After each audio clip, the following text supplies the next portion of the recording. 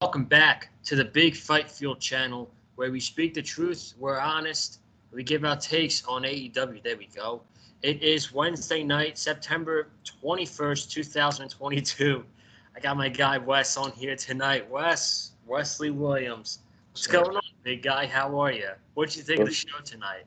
Doing crazy night, man. I'm doing very well. I mean, Grand Slam hit it out of the park tonight with tonight's show in Arthur Ashe Stadium in Queens, New York. Big, lively crowd, man. The second ever Grand Slam show was another banger. First one we got last year was great. Second one was also great, man. Had some surprises tonight, had some title changes. We're going to get into all of that. Can't wait to talk about it, man. We got a 2-hour Rampage on Friday, too, which is going to be pretty crazy as well. So a big week for professional wrestling, man. And I thought tonight's show was very, very, very good. And I thought there was a lot of great wrestling on this show and some cool surprises too, which we'll get into. But I'm happy to be back here on the Big Fight Field channel to talk about AEW, man, as we now start to kind of build more and more towards Full Gear happening in November in Newark, New Jersey. It's going to be a big night.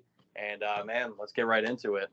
Yeah, well, we do have 2 months before Full Gear. We got, of course, Dynamite. We got some big AEW's got some big shows in October coming up. They're going to be in Toronto in a couple weeks. They're going to be doing their first Canada show. They're going to be doing a Dynamite on a Tuesday night coming up in October because of MLB playoffs. So, I mean, AEW, has been doing pretty good after All Out. All this CM Punk and Elite shit happened, and then I felt like they got better and they got more united after that happened. Yeah. And tonight, like I said, like we all know, there was no CM Punk, there was no Kenny Omega, no Young Bucks.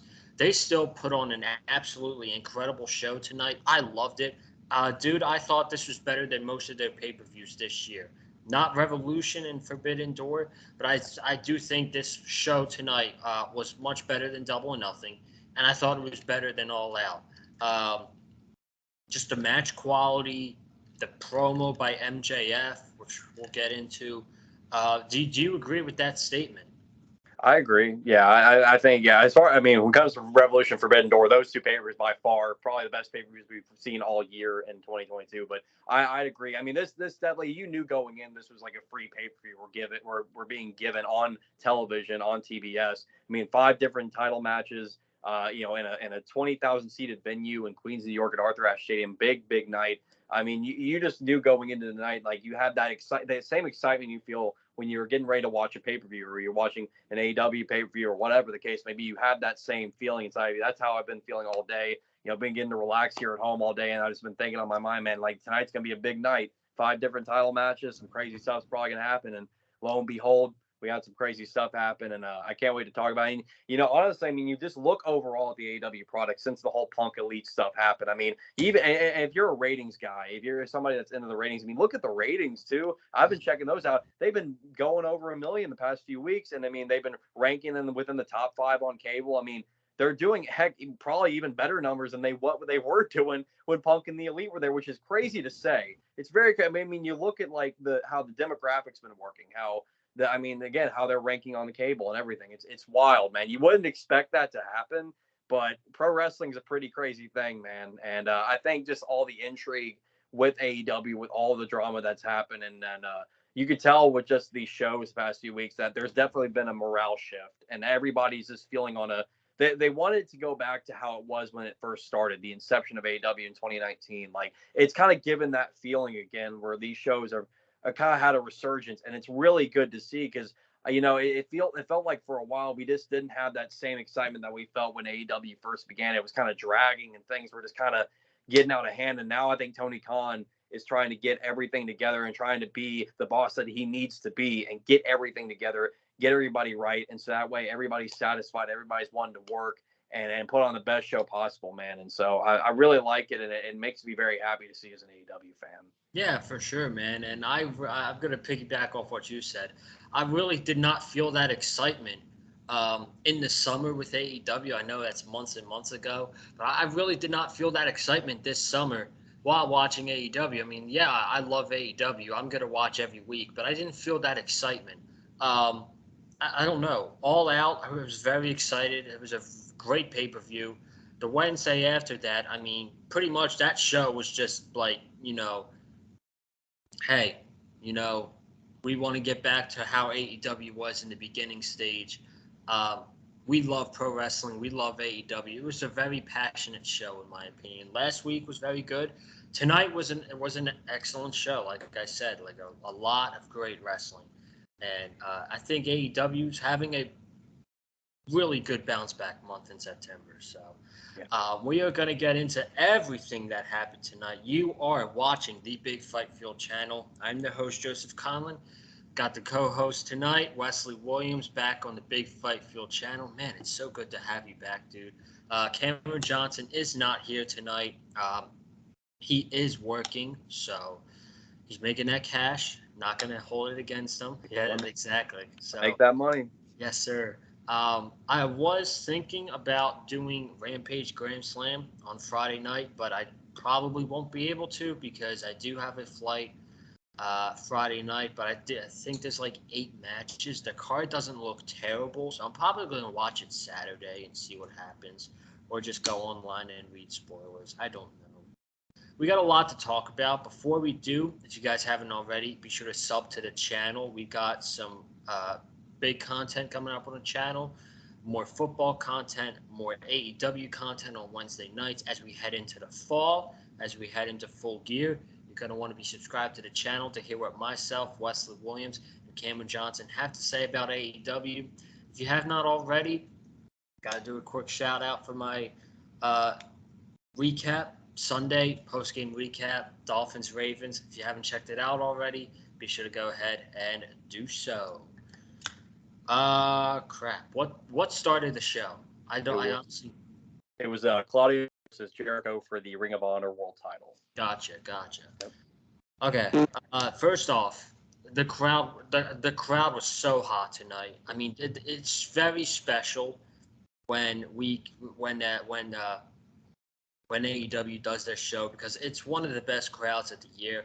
Just basically shout out to New York because, I mean, you got Dynamite for 2 hours and you got Rampage for 2 hours, and I mean they're freaking loud, man. That show they were loud the entire night. I had a couple friends that were there tonight, so shout out to everybody who was loud and proud in New York tonight.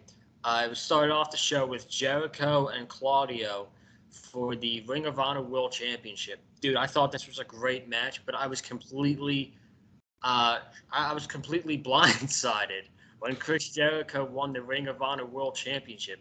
I'm like, what is this? Like Claudio just won the world title like 2 months ago. I would have loved to see him have a longer reign, and he did. This was his first loss in AEW, so it kind of sucks that his reign came to an end so quickly. Though it's kind of felt like, to me, it kind of felt like it just started, and I haven't seen much of Claudio as the Ring of Honor World Champion.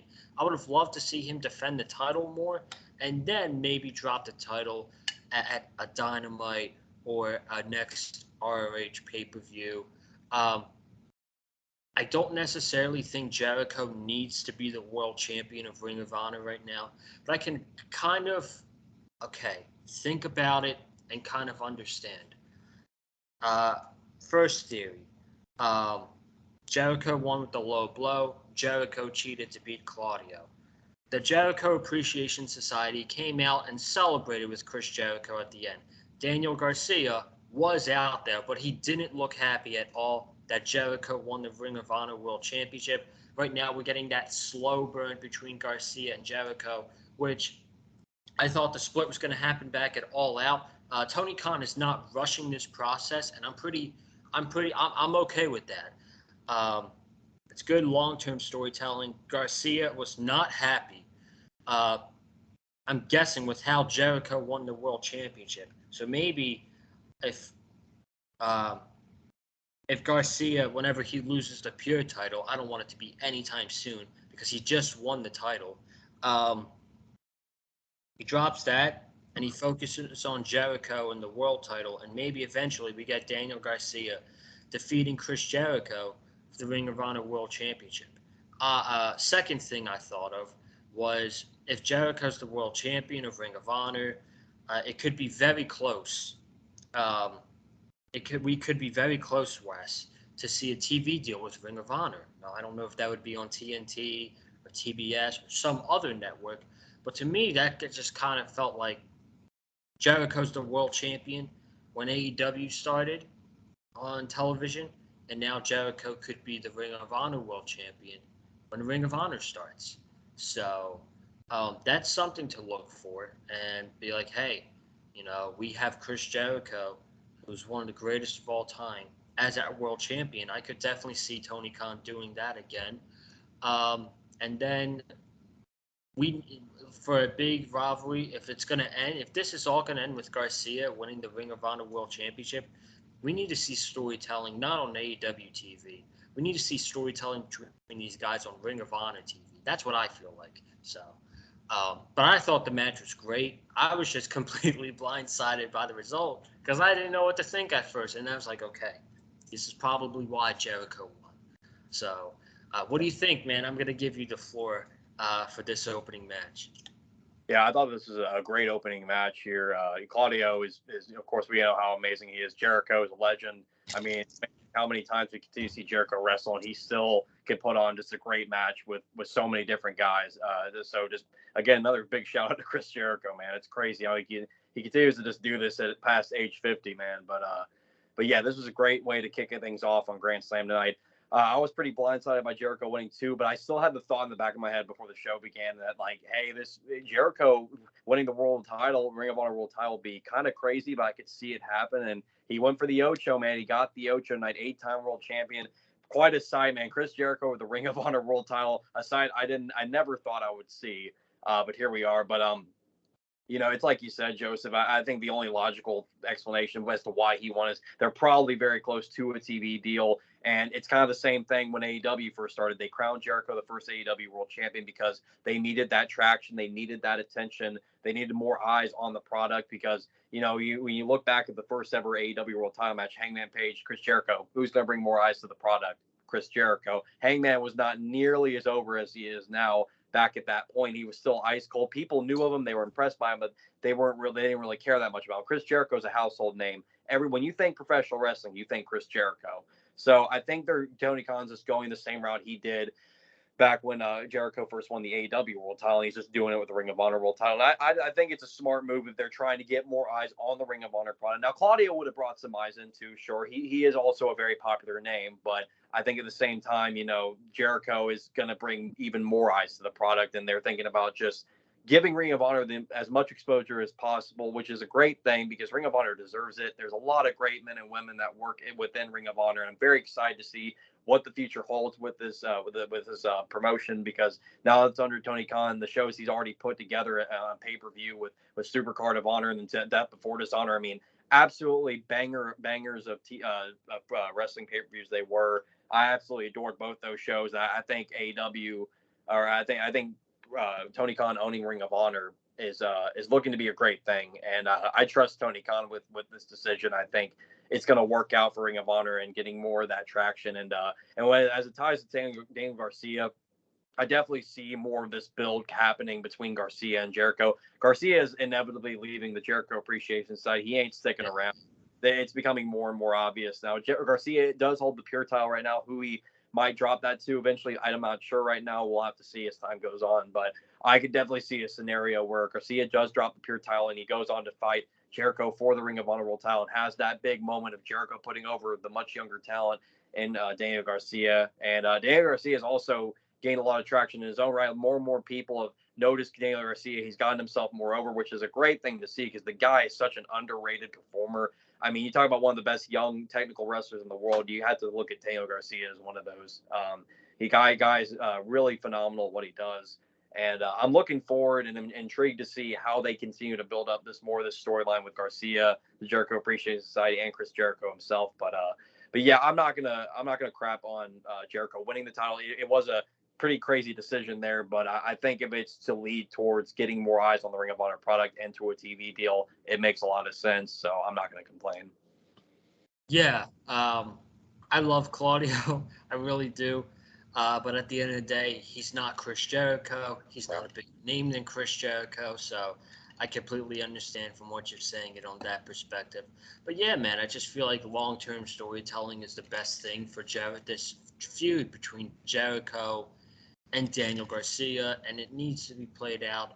I'm hoping on Ring of Honor television because now with Jericho as the ROH champion, it feels like an ROH feud to me instead of like an AEW. I don't know, but um, yeah, or they play this out at Full Gear. I don't know what could happen. So, but hey, I'm looking forward to it, man. It's one of the best stories um, on AEW television right now. I'm not mad at the fact that Chris Jericho is a world champion at 52 years old. The man's put on some absolutely great matches, so I'm not going to hold that against him at all. So, um, this was probably my moment of the night. Yeah. We had the Acclaim taking on Swerve and Out Glory for the AEW Tag Team Champions. I don't know about you, but the music was so loud during the Acclaim's entrance. Did you even hear Max Caster's rap? I did hear it. I think it was more so the fans' reaction to the Acclaim that muted their talking on the mic a little bit, their rapping on the mic. But I was still able to hear what Max Caster was rapping, man. And my gosh, what a talent that guy is on the mic. For sure. Um, I don't think this match was better. No, I don't think this match was better than the All Out match, but it was definitely a better moment than what happened at All Out because people were complaining about the pay per view that Tony Khan should have called an audible. He should have pulled the trigger on the Acclaim. They should have went over. I think tonight proved that it was okay for Tony not to call the audible um, at All Out because it made for a massive moment for the Acclaim. So I thought this match was very good. The ending played out when Swerve was attacking Max Caster on the outside because Max Caster hurt his knee going for the mic drop. Um, he got in Billy Gunn's face, daddy ass. Gotta love him. He got in his face, was talking shit. And Keith Lee was like, "Yo, don't focus on him. Get back in the ring." So they're walking back to the ring, and and Bowens grabs Swerve, gives him an elbow, and Billy Gunn hits the Famouser, and the crowd went nuts. And I think this was probably the moment they realized, holy shit, it's about to happen. Bowens hit his move. Caster took out Keith Lee. Max Caster hit the mic drop off the top rope. Max Caster pinned Swerve. And dude, these people in New York went nuts that the Acclaimed were the tag team champions. Confetti went off. They were going freaking bananas. My friend sent me a video um, of the Acclaim winning the tag team champions. Shout out to Indigo, who's at the show tonight. Dude, it was wild. Like, it's incredible how over these guys got their gimmick. They're one of the most over things in wrestling now. You got they added the whole scissor me daddy ass thing and the crowd chanting for scissor me daddy. I mean, dude, it's amazing how incredibly over these guys are with the audience. They're probably the most over, not probably, they are the most over baby faces in possibly all of wrestling right now. And dude, this moment's more than deserving in my opinion. I mean, these guys came in 2020 and during the pandemic and they were heels and then they got in the crowd when the pandemic was over and they were really over and then they turned babyface and that's when everything started to click with them, man. I love the Acclaim. Everybody loves the Acclaim. I do think this moment is well more than deserving for Max Caster and Anthony Bowens, in my opinion. Yeah, I absolutely agree. It's amazing how far Max Caster and Anthony Bowens have come. I mean, you look at the very definition of homegrown talent, you look no further than Anthony Bowens and Max Caster. Man, I feel like if the Acclaimed didn't win this match tonight, there was probably legit going to be a riot in New York because, my goodness, man, I mean, these two guys have gotten themselves so insanely over. It's wild to me. It just blows my mind when I see them come out now and they just get the reaction that they get. I'm like, this is just insane, man. I mean, it's just awesome to see how far they've come, and now they've made it to the promised land. They've won the AEW World Tag Team titles, and this probably wasn't always in the plans when it came to Swerve and Our Glory's tag title reign. I'm sure they probably were supposed to hold the titles a little bit longer. I feel like there was a longer plan for them, but honestly, I'm sure Swerve and Lee overall did not mind at all giving the titles to Caster and Bowens. Man, seeing how over they are. I mean, anybody who dares to challenge the Acclaimed in any way, whether they're a face or a heel, you're gonna get booed out of the building, man. It's just how it is, man. I mean, it's amazing how also like in recent memory, like probably like as far as like a month back or so, we are talking about FTR being the most over tag team in wrestling, and now we're talking about the Acclaimed is probably the most over tag team now. It's unbelievable how the tide can shift like that. It's really unbelievable to me. And I at first, I wanted to get to know these guys a little more before I started to really invest my time with them. But as time went on, man, and seeing more of these raps from Max Caster, I'm like, man, these guys are truly something special, man. I mean, not only are they amazing as far as being just infectious personalities on the mic, but in the ring, they absolutely kill it. And good for Billy Gunn too, man. This is probably the most over Billy Gunn has been since the New Age Outlaws DX. This is unbelievable how over he is. Good for him, man. Billy Gunn is a legend in this business. I'm happy that he's getting to be involved in this, and he's just like, I mean, it's fun. He's more over with the Acclaim than he was with his two like actual sons.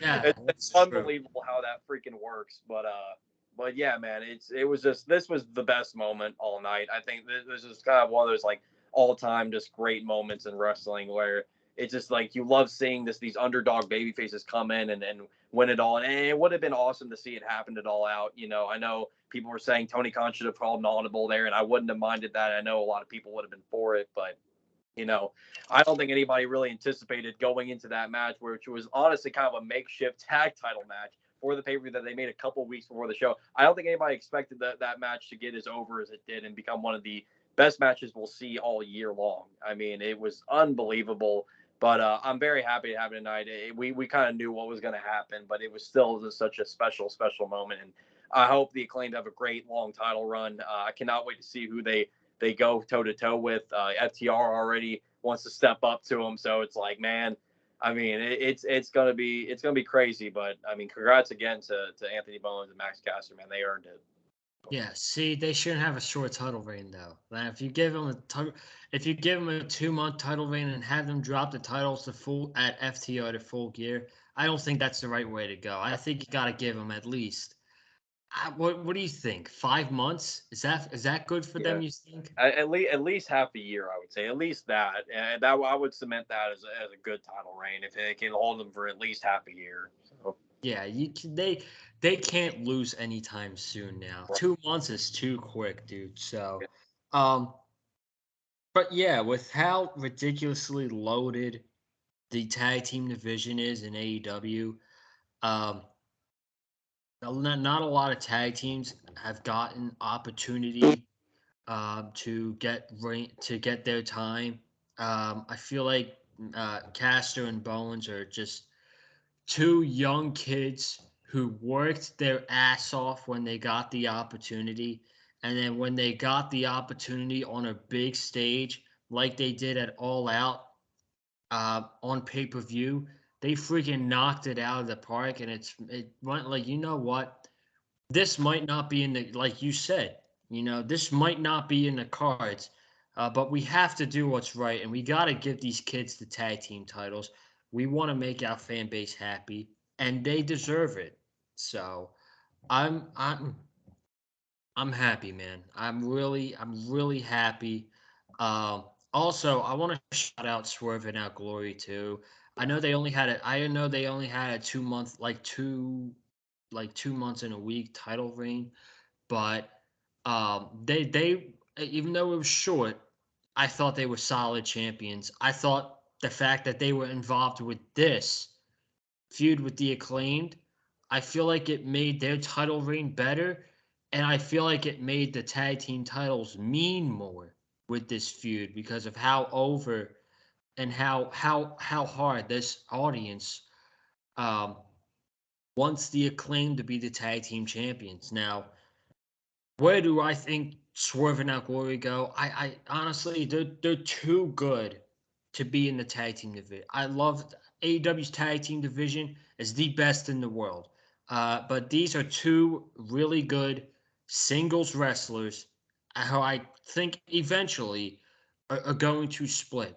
They've had issues before with the one time Swerve eliminated Keith Lee in that battle, some battle royal a long time ago. Um, we talked about how Swerve's going to turn on Keith Lee very soon. I think that could be happening very soon because I think these. I don't know, man. I think these two guys would be too good as singles wrestlers to be in the tag team division. Yeah. Yeah, I agree. I think we're going to see them kind of go their separate ways, and they're going to go back to being singles guys, which is fine with me. You know, you don't need to continue to have them as a tag team. I'm with you there with their feud with the Acclaimed. I think their feud with the Acclaimed alone really made their title reign special, and that's something that people will actually go back on and remember fondly. You know, even if it was just a 2 month title reign. I mean, Swerve and Our Glory did those titles proud.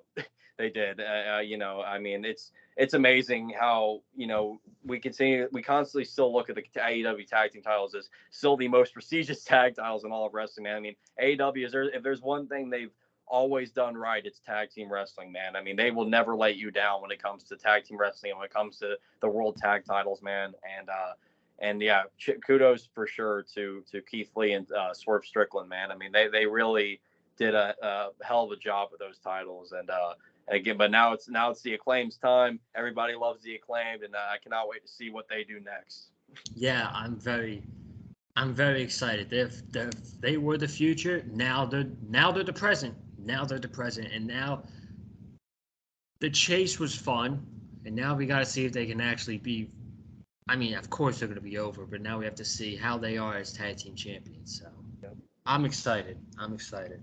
Um, we got back from commercial.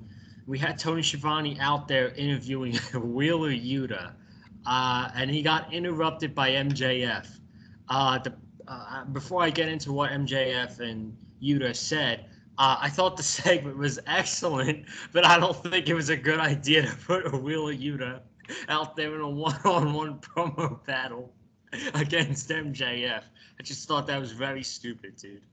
Yeah. I think that was already like dead on arrival when it came to like once MJF came out, I was like, well, it was nice knowing you, Wheeler Yuta. You're about to get absolutely pummeled in just this one promo here, man. I don't know. I think they wanted maybe a nice little match for like a future match between MJF and Wheeler Yuta being set up maybe for a Dynamite coming up or something like that. But yeah, I mean, if you're gonna battle MJF on the stick, man, I wouldn't send Wheeler Yuta out there, man. I love Wheeler Yuta, but he ain't near the level MJF's on. So Yeah. Just let's just say, poor Wheeler got cooked on the microphone by MJF tonight. yeah. So to Shivani asked Yuta a question about Moxley and Danielson competing, knowing that their teammates competing in the main event for the world title. Yuta ushered out maybe like 3 words until MJF's music hit, and he came out with the Ric Flair strut. I freaking love this dude, man. He's amazing. They're out there doing the Ric Flair strut. Um, he says, "You guys love me so much that you all are my little devil worships or something like that." I freaking love it. The crowd went crazy. He said, "You people love me so much that you would drink my spit, and you would, and for all the guys, you would let me take your girl." And then he was talking about Yuta and um, how he's dry and he's got no personality, and he just follows people around. And then Yuta took the microphone, and the stuff he said about MJF pissed this crowd off, and he got poor Willie Yuta got burned. He got booed out of the building. He brung up uh, he brung up MJF getting married this or getting engaged. MJF did get engaged this weekend by his girlfriend, so congratulations to him. But Yuta he brung that up about MJF, um, and literally anything this guy was saying, the crowd was booing him. It was a bad night for Wheeler Yuta. And then MJF's like, "Is that so?"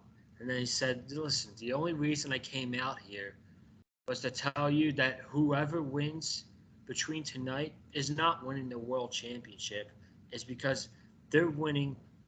They're winning the opportunity to lose to me whenever the match happens for the world championship." And he calls Moxley and Bryan Danielson, "Your friends from the Blackpool Cuckold Club."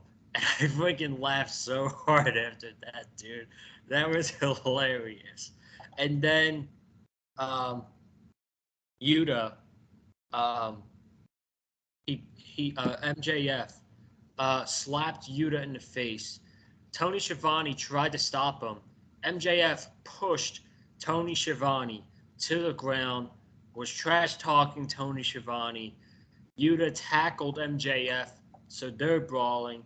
W. Morrissey comes out of nowhere, and he chokes the shit out of Wheeler Yuta.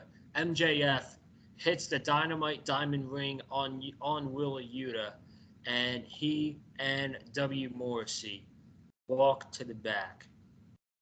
Dude, this was excellent. I love this segment so much.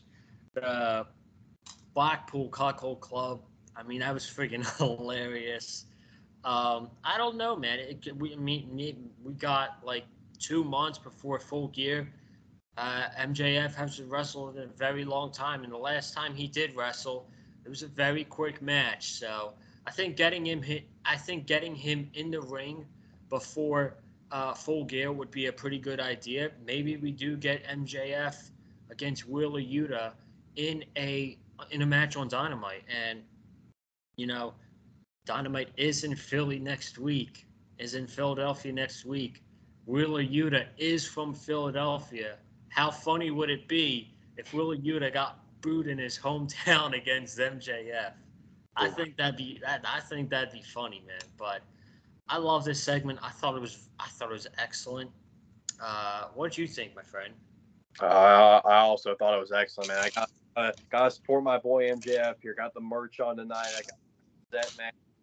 Man, any segment, we've known this for a very, very long time. Any segment involving MJF, you're guaranteed a banger, and that's exactly what we got. We got once again another banger involving MJF with this segment here. Poor Wheeler Yuta, but I think we're gonna end up getting an MJF Wheeler Yuta one-on-one match, and if I could definitely see it happen next Wednesday on Dynamite in Philly in Yuta's hometown. But yeah, I would be absolutely just floored if MJF gets cheered more than the hometown guy. I mean, that might very well be a first time ever in pro wrestling, because I don't know if I can remember the last time a hometown kid got booed in their own hometown. Because I mean, I don't know, man. That might be a first time ever. I don't recall any. If anybody in the comments wants to help me out with that, go right ahead. But I do not remember a time a hometown kid got booed in their own hometown. But I think MJF's going to be the exception here. But we'll see what happens with that. But excellent segment. MJF is gold as always, man. And he's eventually winning that world title, whether people like it or not. But I think majority of fans out there are loving the idea of MJF finally winning the big gold belt, and Yes. I'm all for it as well. So Yes, that's what fans want to see. They want to see MJF win the world title um, at Full Gear. Now, we'll talk about the main event when we get there.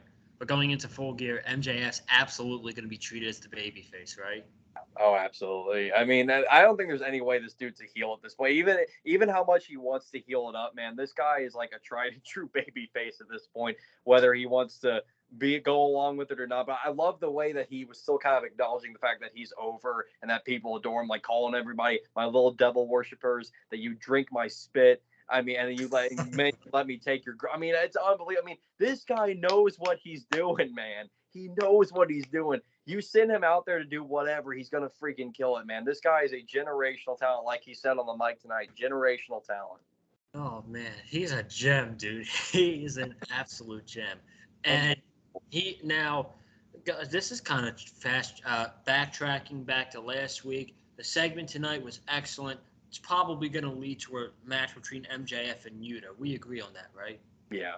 Okay, so backtracking back to a little bit about last week, I did the Dynamite review by myself. MJF's associate, he's not a part of the faction, but he's associated with the firm. That's Stokely Hathaway's new faction.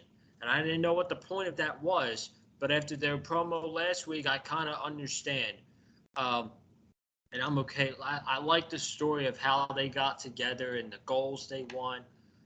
What do you think about that? And how do you think they're going to be good and over with MJF associated with the faction? Because I'm like, MJF being just associated with them could possibly get them over. Yeah, I think it's a neat idea. It's clear that they all have kind of the same goals. They all want to be recognized. They all want to be in the forefront of AEW. They're guys in this group that have been held back, and they feel like AEW is not giving them the opportunities that they feel they deserve. You got Ethan Page, who's felt like he's been in the shadows and nobody cares about him. The Gun Club, they just separated from their dad and Billy Gunn. Billy Gunn's with the Acclaimed, as we know, and the Gun Club feel like they deserve opportunities. They all literally name which titles they want to go after. Ethan Page said the All Atlantic title. Gun Club want the AW tag titles. And you got W Morrissey there, who's kind of like the heavy of the group. He's kind of like the Jake Hager of their group, where he's the big bodyguard type guy to just take care of business and to be the kind of the insurance policy in a way for them. And then you got Lee Moriarty in there too. I think he said he wanted the Ring of Honor Pure title. Maybe we see Lee Moriarty and Daniel Garcia go at it for the Pure title, and maybe an upcoming Ring of Honor pay-per-view if that's announced anytime soon. Maybe we see that. But I think the firm is going to be treated like a big deal, and they're associated with MJF especially. And you got Stokely Hathaway there, as the guy, promoting this faction. I think they're gonna be made into a big deal. Now, will the fans care enough about this group? I don't know right now. I mean, time will tell. The Gun Club obviously still got the ass boy chance going on, so I think they're fine. I wouldn't think they're far off from the over spectrum, but we got to see what happens. Like guys like Lee Moriarty, Ethan Page, and they're great wrestlers in their own right, but it's just a matter of how much will the fans care. But I feel like, again, if MJF's associated with this group, I think this is going to only make the guys around him better. And so we'll see what happens. But I think it's an interesting concept. I think we're going to be in for some pretty crazy stuff going forward. And MJF, mentioned like, him and Stokely Hathaway, they go way back on the indie scene, man. So, they're always working out deals with each other. So we'll see what happens. But I'm intrigued. Yeah. And before we move on, I said this last week. I'll say it again. Ethan Page is too good not to be on TV every week. I'm sorry. He's just too good. He's a good wrestler. He's amazing on the microphone. You can't hide that, man. I'm sorry. He's too good to be in catering and not backstage and not in front of the camera. He's too good, dude. I want to see more out of Ethan Page. If they actually have him take the All Atlantic title from Pac, dude, I would be that. I think that'd be very good. Yeah, I mean, we'll have to see what happens. And speaking of the All Atlantic title, we got Orange Cassidy coming up right next. So here we go. So speaking of the All Atlantic Championship, like you said, we did have Orange Cassidy against Pac. I did think this was a really good match. I mean, these guys' chemistry, dude. Yeah. Oh my god, it's like butter on bread. These guys' chemistry is very good. They know exactly they know their offense, and this was a really good match.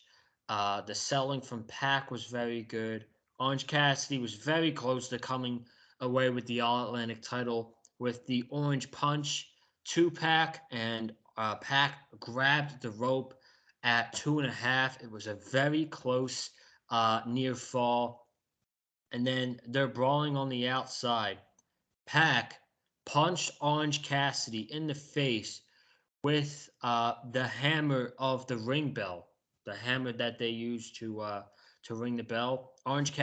Pac took it and he punched Orange Cassidy in the face. It knocked him out.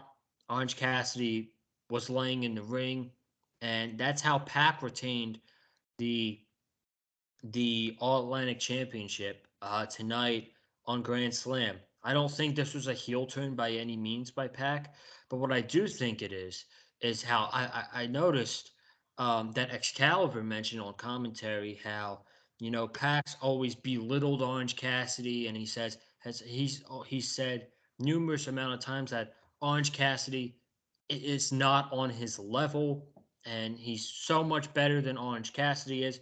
Well, tonight Pac had to cheat to beat Orange Cassidy.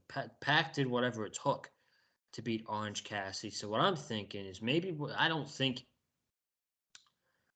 I hope this doesn't result in Pac losing the All Atlantic title to Orange Cassidy. I love Orange Cassidy, but I think it's too soon to take that championship away from Pac. And I don't think Orange Cassidy's the guy.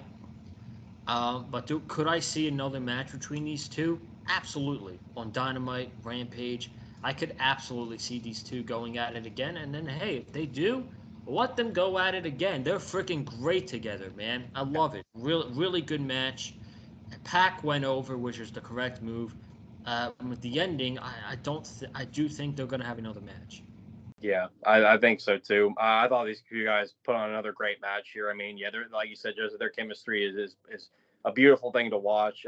The way Pac sells the DDT, he sells it like death, man. I mean, that is one of the best sells I've seen, like for anything, man. I mean, Pac's just one of the best sellers in general in pro wrestling. But and I like too that every time they face each other, it doesn't feel like the same exact match. It feels like both of them are still adding a little bit of like a few new elements to their matchups against each other, because this is like the third time they've gone at it, and I felt like I still saw some new stuff be implemented into this match. So I really like that. I like that even though they faced off a couple other times, that they're still implementing new stuff in their matches to add a little extra layer to the match. So that's really cool. But yeah, Pac, yeah, it's interesting. Yeah, like you said, Joseph, like how Pac was talking about Orange Cassidy. He's like, "Oh, you're beneath me. You're not on my level." But meanwhile, again, he had to cheat. He had to use the ring bell hammer to hit Orange Cassidy in the head and to beat him right in the center of the ring to retain the title. So I think we will get another match between the two.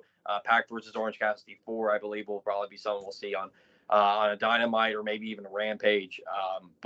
Yeah, we'll see. But Orange Cassidy, man, he's had so many title opportunities over the years in AEW. It just kind of makes you wonder, like, when will the time come for when he actually does win a title? So I mean, maybe it's not going to be the All Atlantic title, but I do wonder, like, when will they pull the trigger? That's just something to kind of think about with them. But we'll see what happens. And again, you got to think about Ethan Page in the long term as well with the firm. He wants that All Atlantic championship as well. He's made that clear. You know, and we'll see what happens with that. But yeah, I mean, honestly, I mean, I'm never going to grow tired of a Pac Orange Cassidy match. I Yeah. think each time they face off, we're going to be guaranteed a banger, and so we'll see what happens going forward. But it definitely adds now a new element to this feud here with Pac and Orange Cassidy, and I think they're going to keep adding on to it. So Yeah. For sure, dude. And unfortunately for Orange, I love Orange Cassidy. I think you know that. I think if anybody people who watch the review knows that I love Orange Cassidy. Unfortunately for him, it's just bad timing. I don't. Now is not the time for him to win a championship. Of course, you got the World Championship. Pac shouldn't lose to him for the All Atlantic Championship. Wardlow shouldn't lose anytime soon.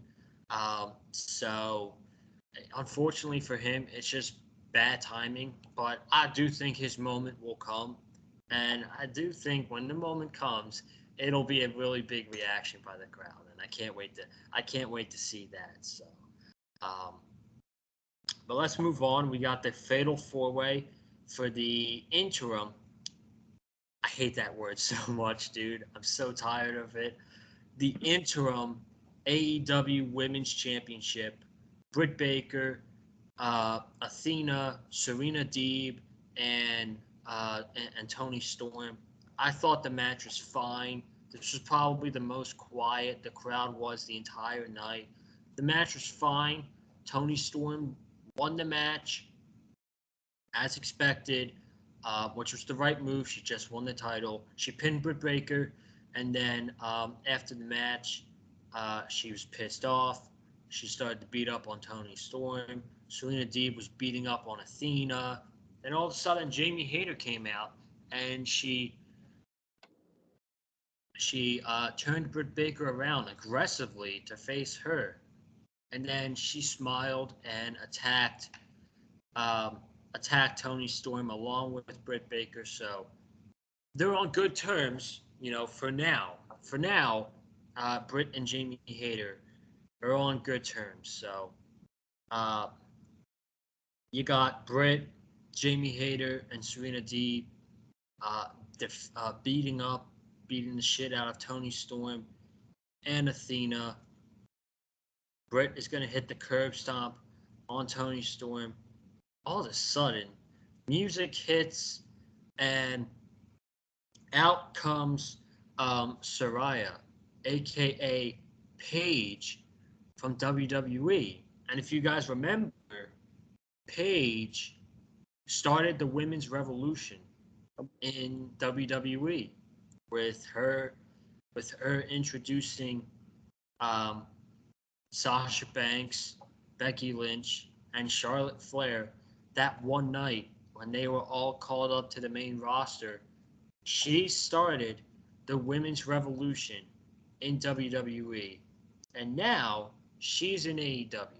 And AEW um, has had a very lackluster AEW women's division. You think I'm right by saying that, right? Yeah. I mean, it still hasn't hit the level that it should, and I'm hoping now with Soraya now showing up in AEW that maybe this is now the start of an AEW women's revolution.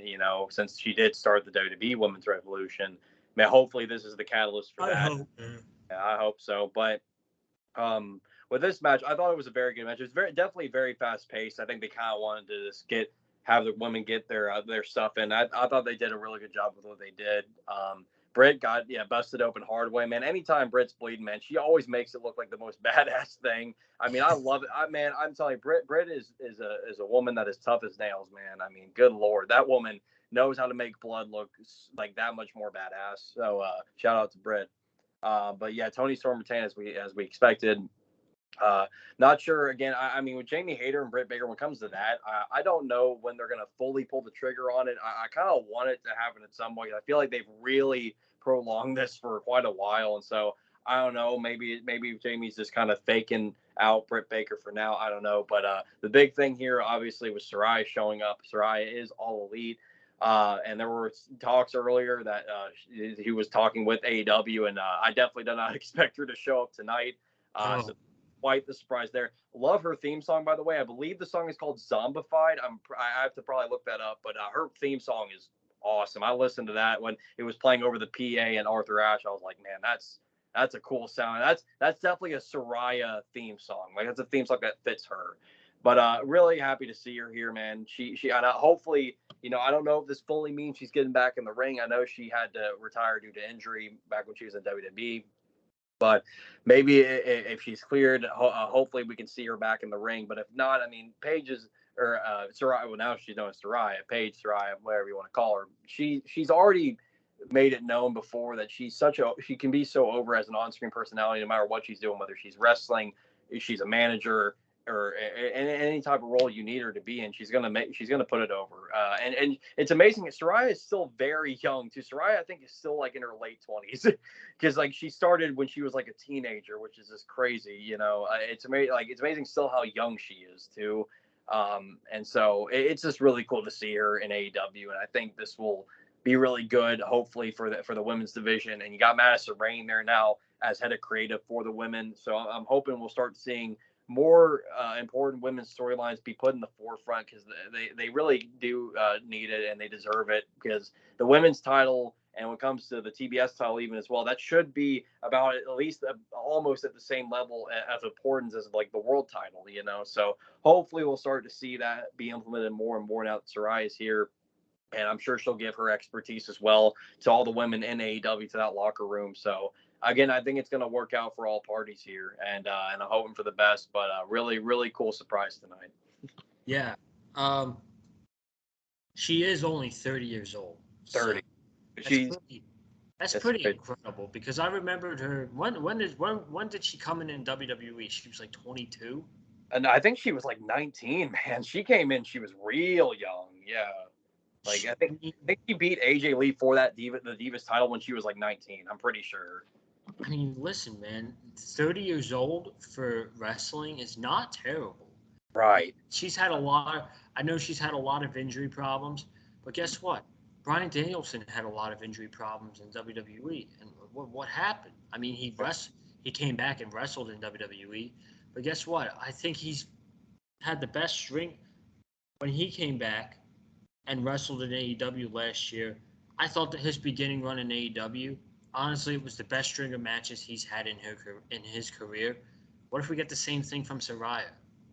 Even Edge as well. Edge is another one. He was injured. He retired, and then now he's back and he's wrestling again, man. I mean, it's just like you never can say never, man. It always depends on the situation, and I'm hoping Sarai is good enough to come back and to wrestle again. Because I think she's always been an underrated performer, and I think it'd be really cool to see her, tied up with women like Britt Baker or Athena, Tony Storm, Thunder Rosa when she comes back from her injury. I mean, it's a lot of cool fantasy matchups we can think of, and I just hope this means we'll start seeing the women's division put more in the forefront, like it should have been all along, and at this point we really need to see it happen. So Yeah, for sure, man. Um, as far as the what you call it, the women's division as a whole, it's the wrestlers in the division. It's a very good division.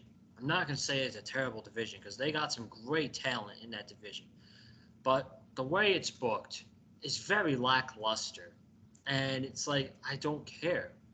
And now you got Madison Rain as head of women's creative. Soraya is in AEW. If we don't see a boost from the AEW women's division soon, I don't know what it's going to take, man. I don't know. I don't want to be negative over here, but I don't know. You had the woman who started the revolution in WWE, and now she's in your company. Like, how can you not take a rise? And I do feel like her first in ring match probably will be against Britt Baker. I think it was a year ago. She said that her dream match, if she went to AEW, would be against Britt Baker. So, I could see that happening. I could definitely see that happening, man. But let me just say, too, the pop was thunderous. The pop yeah. was really loud, man. Was that the loudest pop all night? Maybe outside of the Acclaimed one in the world, the tag titles, yeah, probably. Yeah, because that's what Indigo said. He's like Soraya's pop was the loudest pop of the night, and I was like, was it louder than the Acclaims? He's like, yes, bro, trust me. So I'm like, Yeah, damn, that's. crazy, I crazy. mean, I'm happy. I Yeah, over. I think it's a great signing. hmm yeah. Overall, I do, and I want to see her. And I hope she's got to be clear. Do you think, right? I would think so. I mean, again, at the very least, I mean, her as an on-screen personality and whatever role they put her in, I mean, she'll get a reaction for sure, man. So Yeah, she's got a huge fan base as well. So yeah. I do think it's a great signing. Um, we do have Grand Slam Rampage on Friday night. For those of you who will be watching, I'll probably catch up with it on the next day, like I said. There's a lot of matches on this show, man. I don't know how they're going to fit 8 matches in 2 hours. You got Samoa Joe and Wardlow. Just run down the card real quick. Samoa Joe and Wardlow against Josh Woods and Tony Nese. You got Sting and Darby Allin against Brody King and Buddy Matthews. They're still going by the House of Black. Um, That'll be a no disqualification match. You got the Golden Ticket Battle Royal, where the winner will challenge for the AEW World Championship, which was confirmed by Tony Khan after the show that that's going to happen Tuesday, October 18th, and that show is in Cincinnati. So uh, that is, yep, the champion's hometown. So Wow. Yeah. um, yeah, we got that. We got Diamante challenging Jade Cargill for the TBS Championship. Um, Powerhouse Hobbs against Ricky Starks, and a lights out match. Oh, we got Ray Phoenix against Jungle Boy too. So that should be fun. That's gonna apparently it's the first time they're ever facing each other one on one. I did I not know. can't believe that. That's crazy. How in the world have we not seen a one on one match between Phoenix and Jungle Boy? That's just wild to me. They've been in so many tag team matches together. I thought for sure they had a one-on-one match. Yeah, when they said that, I was like, "What? Oh, you gotta be kidding me!" Are you, all the 3 years this company's been around, we have not seen a single match between Phoenix and Jungle Boy, man. And I love it though. A fresh matchup. There you go. Yeah, exactly, man.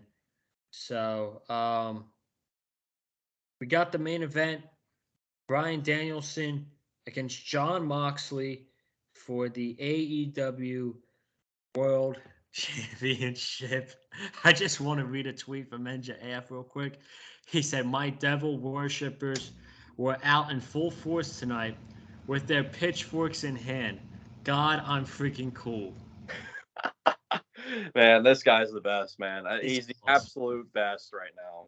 Golly. Um, he was in the press box during this match, and when the crowd realized, they weren't even watching the match because they were taking pictures of MJF sitting in the press box with it. He had his poker chip, and people were like, "Is he gonna walk down the ring and cash in his poker chip after the match?" It's like, it's not Money in the Bank. It's, you get to choose when you want your title match. Well, I mean, Money in the Bank, I guess you could, but I guess you have to let your opponent know or whatever. But um, the main event, I kind of, I kind of knew Moxley was going to win because, I mean, why would they be building? Why would they have promos between MJF and Moxley if they're not going to do the match? But a small thought in my mind thought Danielson could win.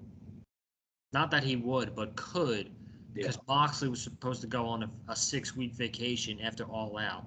Um, Again, if CM Punk and the Elite, if this mess never happened, I don't think we would have gotten a tournament. We could have probably gotten the world title match tonight, but we would be building the MJF against CM Punk at the pay-per-view. But that's not the case. We can't talk about that anymore. Just gonna let that go. It's in the past. Dude, I love the main event. It was very, very physical. Did you hear the chops that Bryan Danielson gave to John Moxley? God, I can't even imagine how it must have sounded live, man. And Indigo probably has to let me know like It how those was chops so sounded loud. live. Golly, I mean, I was like, I mean, we knew going into this, Danielson and Moxley were just going to beat the shit out of each other. We knew these guys are not going to make anything easy. These guys are rough and tough. They will beat the living hell out of you, and it's beautiful. So I mean, these guys also had their legs locked, standing on their head, and they were slapping each other in the face. I'm like, I've never seen this before in my life. This is crazy. yeah, But man, I loved the match. It was very physical. Um, Moxley kicked out of Bryan's finisher, the Psycho knee. He got out of the label lock. Moxley, uh, Bryan kicked out of 2 paradigm shifts, and I did not expect. He rolled right back in the ring after the second one on the stage. I'm like, oh, that's he rolled right back in the ring too. I'm like, that's it. He ain't kicking yeah. out. Yes, he kicked out. I was like, whoa, but Moxley choked him out. He passed out. And John Moxley is a 3-time AEW World Champion. Uh, Part of me feels bad because, let's be honest, folks, John Moxley's a transitional champion. Yeah. John Moxley, he's not beating MJF, bro. He's just not. So, but he's a 3-time world champion. I love Mox. I did think it was the right decision. You're not gonna have them talk promos on each other without building a match to the pay-per-view. So going with Moxley here was probably the best decision. You can probably get Bryan Danielson back in the Chris Jericho Daniel Garcia situation. That's what I would imagine. But um, I loved the main event. It was so the crowd was very very into it, uh, and Moxley was the right person to win. So, what do you think, my friend? Yeah, awesome match. Probably match of the night if I had to rank it. For sure. These two guys just gave us a physical, hard hitting, just huge world title bout here, and I thought it was awesome from beginning to end. And yeah, it was pretty predictable that Moxley was going to win because of all the promos back and forth between him and MJF. But at the same time, Moxley's going to be a transitional champion. I think if Danielson would have won, they wouldn't have wanted Danielson to be a transitional champion. And what a guy for Moxley, man, to step up for the company and to help lead them into the next pay per view coming up. It sucks because of the whole Punk and the Elite nonsense that happened after All Out, that it had to come to this, that when Moxley was supposed to take a 6-week vacation. But it is what it is. And again, it just goes to show you the type of guy that Jon Moxley is, for stepping up for the company and to take the torch and to carry it forward, man. And it's awesome to see. Just again, shout out to Jon Moxley just for being a true professional. And I'm very much looking forward to seeing this feud between him and MJF. This is not their first rodeo together, as we know.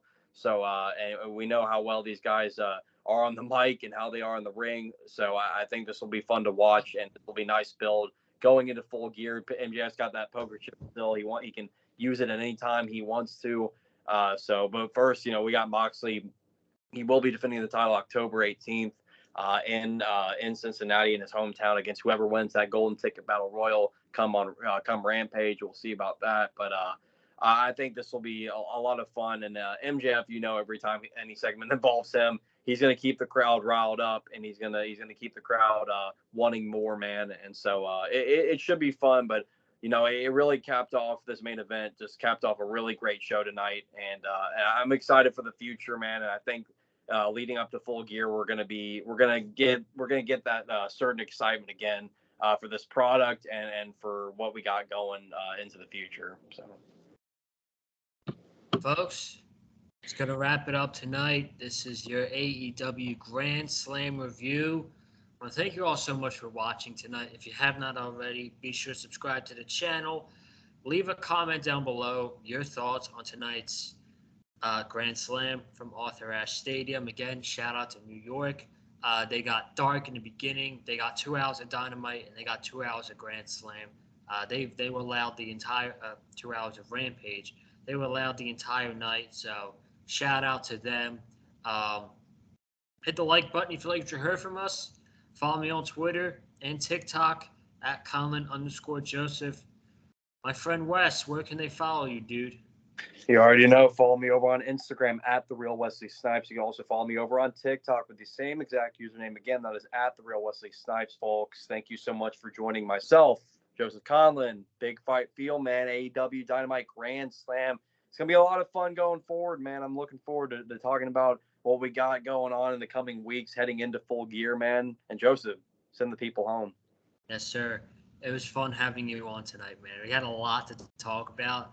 Like I said, I thought it was one of the best AEW shows of the year. So thank you all so much for joining. I'll be back Friday afternoon to talk about this week's matchup between the Bills and the Dolphins. That'll be before my flight on Friday, and I'll be back with the preview on Friday. So have a good one. Stay safe. And as always, stay classy, guys. We out. Peace. We are out.